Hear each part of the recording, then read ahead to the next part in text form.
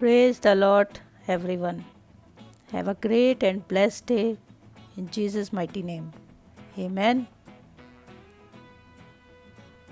पहला कुरिन्थियों 8 बाब और उसकी पहली आयत से लेके आयत नंबर 13 तक आज हम मुक़द्दस कलाम में से इल्म और मोहब्बत की रोशनी में सीखेंगे इसको।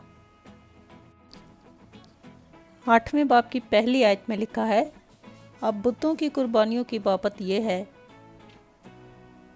हम जानते हैं कि हम सब इल्म रखते हैं। इल्म गुरूर पैदा करता है, लेकिन मोहब्बत तरक्की का बाइस है।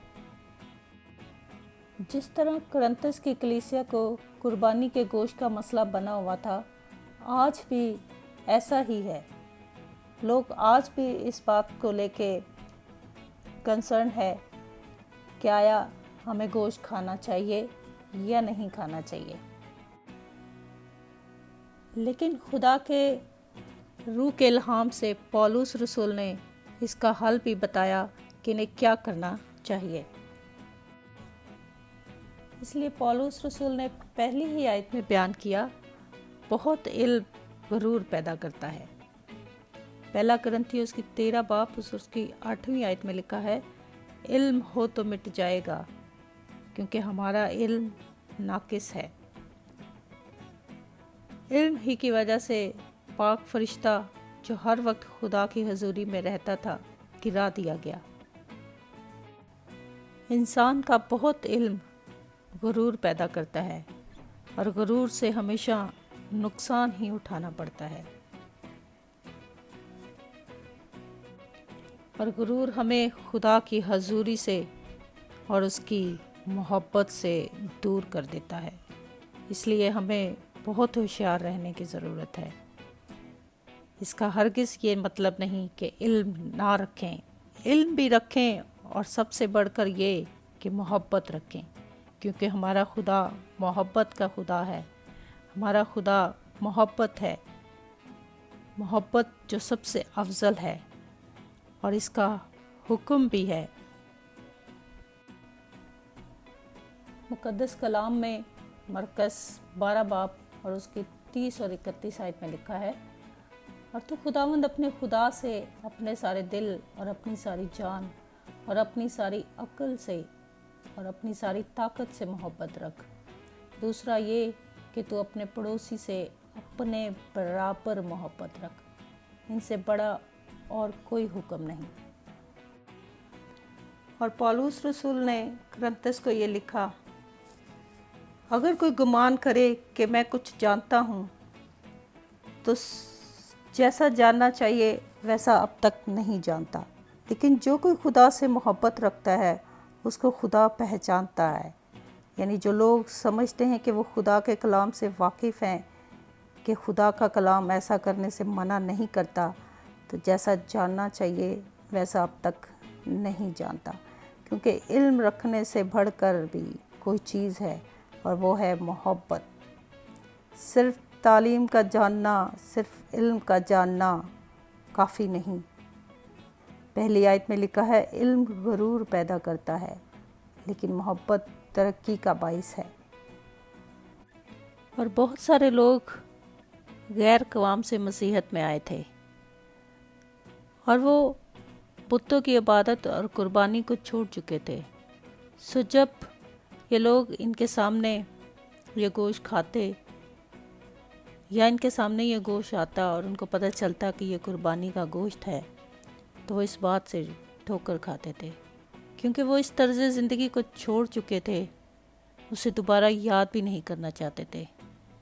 इसके बरक्स जो मसीही मजबूत ईमान के हामिल थे, वो कहते थे कि बुत क्या चीज़ है, सो हमें इसके खाने से कोई फ़र्क नहीं पड़ता, क्योंकि मसीह ने हमें आज़ादी दी है।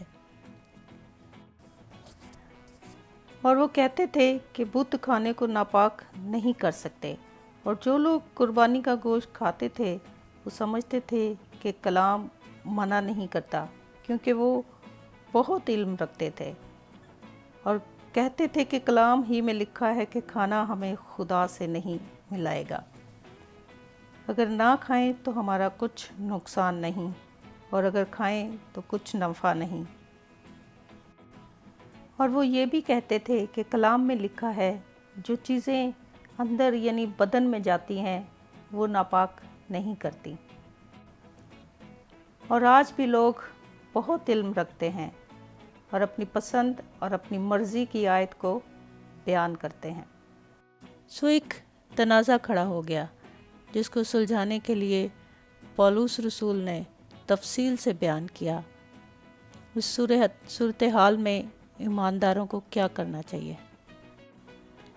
اور پولس رسول نے کرنتس کو یہ لکھا، اگر کوئی گمان کرے کہ میں کچھ جانتا ہوں تو جیسا جاننا چاہیے ویسا اب تک نہیں جانتا، لیکن جو کوئی خدا سے محبت رکھتا ہے اس کو خدا پہچانتا ہے۔ یعنی جو لوگ سمجھتے ہیں کہ وہ خدا کے کلام سے واقف ہیں کہ خدا کا کلام ایسا کرنے سے منع نہیں کرتا، تو جیسا جاننا چاہیے ویسا اب تک نہیں جانتا، کیونکہ علم رکھنے سے بڑھ کر بھی کوئی چیز ہے اور وہ ہے محبت۔ صرف تعلیم کا جاننا، صرف علم کا جاننا کافی نہیں۔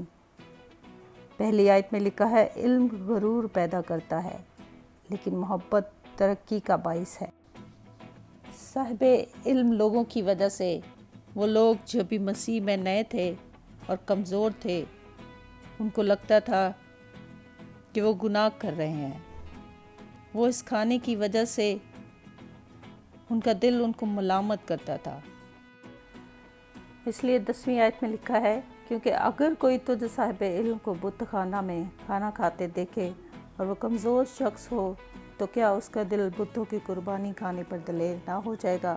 غرض تیرے علم کے سبب سے وہ کمزور شخص یعنی وہ بھائی جس کی خاطر مسیح ہوا ہلاک ہو جائے گا، اور تم اس طرح بھائیوں کے گناہگار ہو کر اور ان کے کمزور دل کو گائل کر کے مسیح کے گناہگار ٹھہرتے ہو۔ اب کمزور شخص گوشت کھانے سے گناہ کیسے کرے گا؟ رومیوں باب نمبر 14 اور آیت نمبر 23 میں لکھا ہے، مگر جو کوئی کسی چیز میں شبہ رکھتا ہے اگر اس کو کھائے تو مجرم ٹھہرتا ہے، اس واسطے کہ وہ اعتقاد سے نہیں کھاتا، اور جو کچھ اعتقاد سے نہیں وہ گناہ ہے۔ سو وہ کھا تو لیتا ہے لیکن اعتقاد سے نہیں، سو وہ اس کھانے سے گنہگار ٹھہرتا ہے، یعنی وہ کمزور بھائی ہلاک یعنی مسیح یسوع سے دور ہو جائے گا۔ اور کیونکہ اس نے یہ کام کیا آپ کو دیکھ کر، کیا سو آپ مسیح کے گنہگار نہ ٹھہرے؟ اس لیے ہوشیار رہو، ایسا نہ ہو کہ تمہاری یہ آزادی کمزوروں کے لیے ٹھوکر کا باعث ہو جائے۔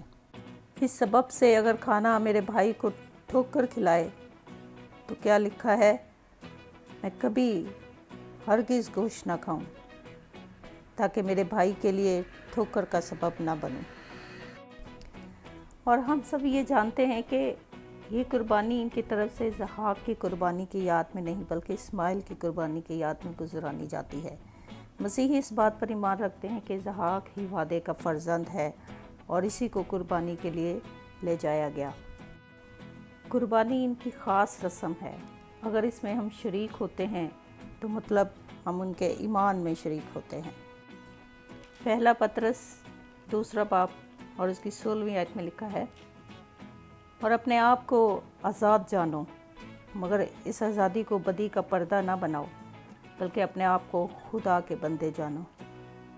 معاشرتی طور پر ہمیں ضرور ایک دوسرے کے ساتھ مل جل کر رہنا چاہیے تاکہ مسیح کا کردار ان پر ظاہر ہو، ان سے اپنی مانند محبت رکھے، لیکن خاص مذہبی رسومات کا حصہ نہ بنے، کیونکہ آپ بہت سے مسیحی لوگوں کے لیے ٹھوکر کا سبب بن کر اور مسیح کے خلاف گناہ کر کے کسی غیر ایماندار کو مسیح کے لیے نہیں جیت سکتے۔ پہلا کرنتیوں 10 باب اور اس کی 31 آیت میں لکھا ہے، بس تم کھاؤ یا پیو یا جو کچھ کرو سب خدا کے جلال کے لیے کرو۔ مسیح یسوع نے ہم سب کے لیے اپنی زندگی کو قربان کیا، اپنے بیش بہا قیمتی لہو کو بہایا تاکہ میں اور آپ زندگی پائیں اور کثرت کی زندگی پائیں۔ ہم سب مل کر مسیح کا بدن ہیں، اس لیے ضروری ہے کہ اس بدن کی حفاظت کی جائے۔ بدن زوراور ہے یا کمزور ہے، اس بدن کو ایک ساتھ ملا کر اور زوراور بنا کر رکھنے کی ضرورت ہے۔ آمین۔ خداوند آپ سب کو اس کلام کے وسیلہ سے بہت برکت دے۔ آمین۔